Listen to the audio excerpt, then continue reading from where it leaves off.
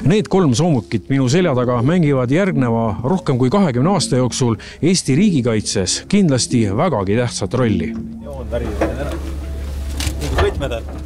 Need võitlejad, kes Eestit vajadusel peavad kaitsma, peavad olema kindlad, et see, millega nad võitlusesse lähevad, aitab säilitada nende elu.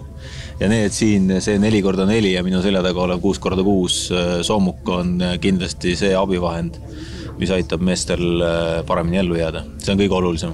Ja mehed peavad teadma, et see, mis need ümber, see, mille sees nad istuvad ja mis neil ümber on, aitavad nende elusid vajadusel säästa. Aga loomulikult ka väljaõppe kvaliteet, loomulikult üldine tase teises brigaadis, et nüüd on mõlemad brigaadid soomustatud ja see on Eesti kaitsevõimekuse seisukohalt ülioluline päev. Kas masinad on juba kõik Eestisse saabunud või tulevad nii-öelda järjepanu?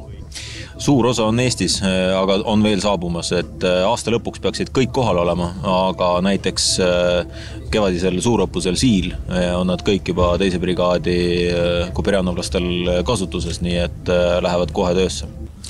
Kuid mitte ainult Kaitsevägi ei saa enda valdusesse uusi soomukeid, vaid just nimelt see masin läheb päästeteenistusele. Ja, Päästeamet sai täna enda võimekust riigikaitselises kriisis, sõjakorral, aga ka muudes kriisiolukordades oluliselt paremaks teha. Nii et meile tuleb ka 4 soomukit demineerijate igapäevasesse kasutusse ja meie demineerijad on just selliste väga ohtlike sündmuste puhul paremini kaitstud. Millal siis nii-öelda reaalselt masinad juba töösse lähevad ja meeste käsutusse? No, nüüd saame nad esimest korda endale kätte, hakkame põhjalikult üle vaatama, et kas kõik on väga korrektselt tehtud ja hakkab pihta ka väljaõppe. Et võtab veel natukene aega, et kõik asjad selgeks õpetada. Kas ja miks just nende kasuks otsustati? No, meil oli oluline, alustame sellest on hind, tarnekiirus ja siis hinna kvaliteedi suhe.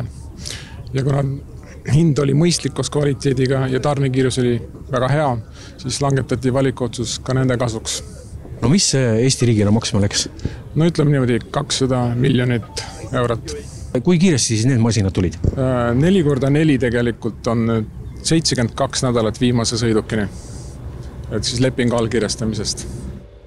Nagu aru võib saada, siis tegelikult arvestati nende masinate tootmise juures ka päris palju Kaitseväe nii-öelda vajadusi. Jah, nii see oli. Ütleme, baasplatvorm oli olemas koostöös siis Kaitseväe, ERKIK, inseneride ja siis tootjatega siis põhimõtteliselt need masinad siis nii väliselt kui sisemiselt disainiti siis vastavalt Kaitseväe vajadustele. Kas on juba Kaitseväe poolt tagasisidet ka tulnud? Eks ikka tuleb, asju saab alati paremaks teha ja muuta, kui midagi leitakse, et mida oleks võinud tegelikult rohkem kaaluda disainimise käigus. Kuidas siis masinad on ja kas nad õigustavad ennast? Mitte ainult tuttuda, vaid teine alabrigaad on juba peaaegu kuu ja mõned päevad peale oma üksusi nende masinatega treeninud. Senimaani on masinad näinud ennast väga heast küljest. Kas nad on arvestatud sellise Eesti oludega? Need olidki need tingimused, mis said tootjal ette seatud, et nad oleksid võimelised meie kliimas normaalselt töötama, meie paksus lumes maastikku läbima ja seda on ka tootja meile pakkunud. No, kuivõrd lihtsa masinaga tegemist on, ega kõik mehed ju tuleb välja õpetada ja ka mida lihtsam on väljaõppe, seda kiiremini asjad käivad, eks ju? See oli üks olulisemaid kriteeriume. Kuna ajateenistus on ainult 11 kuud pikk, siis selle aja jooksul me peame kõik spetsialistid välja õpetama. See masin on tehtud nii lihtneks, et iga mees saab sellega hakkama. Accomplish this mission. The work list is huge.